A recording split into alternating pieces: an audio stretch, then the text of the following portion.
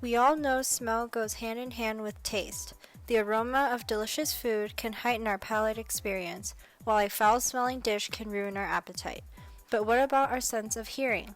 Can sounds, specifically music, affect our perception of taste? Before we begin, some important terms need to be defined. First is sensation. Our textbook defines sensation as the detection of physical energy by sense organs, which then send information to the brain.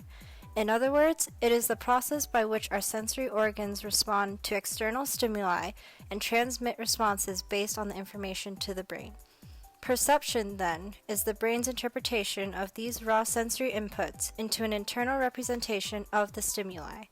We aim to learn more about how our perception of different music can impact our perception of the taste of a universally enjoyed food, chocolate. Our sense of taste is centralized in the parietal lobe. The parietal lobe also gives us our ability to detect fine sensations, such as texture, which also impacts how favorable we find certain foods. In contrast, our sense of hearing is found in the temporal lobe. As our sense of smell is known for its ability to affect taste and is also centralized to the temporal lobe, we wondered if that could be a potential factor that would influence the effect of auditory input on taste perception. Past experiments have documented the effects of different colors on the flavors of foods. One experiment in particular, performed by Molly Higgins and John Hayes, suggests our susceptibility to forming color-taste associations even with relatively brief exposure times. This experiment relates to ours because it describes how perception of taste can be altered by our other senses. A similar experiment shows the relationship between different soundscapes and the perceived taste and price of the food they were given. They found that there was a statistically significant difference between the amount of money the customers were willing to spend on the chocolate and the different conditions while eating the chocolate. All of this leads us to wonder, does musical preference have any effect on taste perception? More specifically, does listening to one's favorite music genre while eating food have an effect on the perceived taste of that food? There's only one way to find out. To test our question, we will set the independent variable as musical genre preference and the dependent variable as the rated taste of a specific food, in this case, chocolate. We will have one control group and 3 experimental groups. The control group will be no music, and the 3 experimental groups will be positive musical preference, neutral musical preference, and negative musical preference. Our study population will be randomly selected from the SCU student body. We will aim for at least 120 participants, so that at least 30 students will be assigned to each of our study groups. To facilitate this, an email will be sent out to SCU students stating that we are running an experiment to test how different aspects of their identity might influence the way they rate certain foods. For those who choose to participate, they will fill out an online pre-questionnaire. This questionnaire will ask about their musical genre preferences, as well as a multitude of other random questions such as gender, race, ethnicity, age, major, favorite types of cuisines, favorite snacks, etc. These other questions will conceal the true purpose of our experiment. For the musical preferences question, they will be given 5 genres of our choosing: rock, classical, country, jazz, and pop, and we'll have to rank them from most to least favorite. This pre-questionnaire will be due 1 day prior to the actual in-person study, and will firstly ask if they are allergic to cocoa and/or milk. Any students who answer yes to either of those ingredients will be informed that they are not eligible to participate and will not be called in to be included in the study. At the end of the questionnaire, there will be instructions to not eat or drink other than water in the 30 minutes prior to the in-person study. Based on the responses to the pre-questionnaire, students will be randomly assigned to one of the 4 groups. 30 students will be in a group that listens to the genre they ranked their most favorite, 30 will be in a group that listens to the genre they ranked as neutral, 30 in a group that listens to the genre they ranked as their least favorite, and 30 in a control group that listens to no music. For our music selection of each genre, we will perform an assessment of the lyrics to make sure that there are no explicit words or a distinct focus on themes concerning explicit emotions such as love or sadness.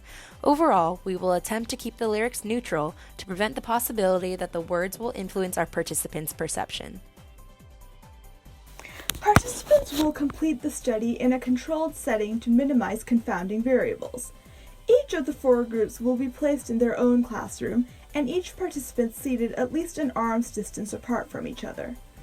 Every desk will have the same setup: a headset connected to a media player preset with the assigned music, a small plate with multiple pieces of 3 different types of chocolates, an instruction sheet, a pencil, and a paper survey. Prior to entering the room, participants will be reminded that they are participating in a study testing whether aspects of their identity influence their taste perception of foods.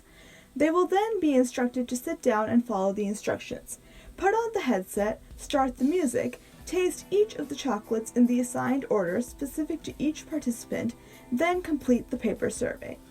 Once done, all participants will be debriefed about the true purpose of the study. Our hypothesis is that the people listening to their favorite music genre will report that the chocolates taste better than those who listen to neutral or their least favorite genre of music. We predict that the people in the positive group will have higher favor of the chocolates overall than the control. The neutral group will rank the chocolates only slightly higher than the control, and the negative group will mark lower ratings than the control group. We believe that people in the neutral condition would like the chocolates more than people in the no music condition because we think the additional stimulation of the music will slightly enhance their experience. In past experiments, it has been shown that background noise can enhance the eating experience, so we believe that even a neutral stimulus would have a positive effect. We will measure our results through the paper survey, which asks participants to rate on a scale of 1 to 10 how tasty they think each chocolate was, if they would recommend them to a friend, and if they would buy the chocolates themselves. There will also be a question asking when their last meal was and how full they felt prior to the study. To analyze the data, we will compare the means from the survey ratings. The strength of our experiment is our inclusion of a neutral music group that will allow us to determine whether there is an effect of liking or disliking the music being played, as opposed to just the music genre. Controlling for this will allow us to statistically eliminate this confounding variable. The control group of no music is present to not only have something to compare our experimental groups to, but to also control for whether the presence of music influences taste. During the actual experiment, we stated previously that participants will be instructed to eat the chocolates in a specific order. The order of the chocolates will be varied and randomly assigned in each participant of every group. This will counterbalance the possible effect of a certain chocolate influencing the perception of the next chocolate. And for simplicity, our experiment will hold that this is enough to assume order to have no effect on chocolate ratings. Another important factor is the participants' hunger. We ask that they do not eat or drink anything besides water at least 30 minutes before the study, but we have no way of controlling whether they did not eat at all the entire day, or if they simply did not follow our instructions. To solve this issue, we will be statistically controlling for this based on each participant's answer to the paper survey questions, asking about their last meal and hunger level. We believe that the liking of the music is a strength because it is not confounded with a specific genre of music. We think this because we're mainly trying to focus on whether their musical preferences make a difference. However, it may also be a limitation because the different genres could affect their taste perception in different ways. There are a few limitations to our experiment. We cannot control for conditions outside of the study setting. This includes participants' mood and stress levels, among other factors that may influence their perception of the chocolates during the study. In terms of participant selection, the pre-questionnaire may be unreliable. Musical preferences are variable and can change based on mood or whatever the participant happened to be listening to last.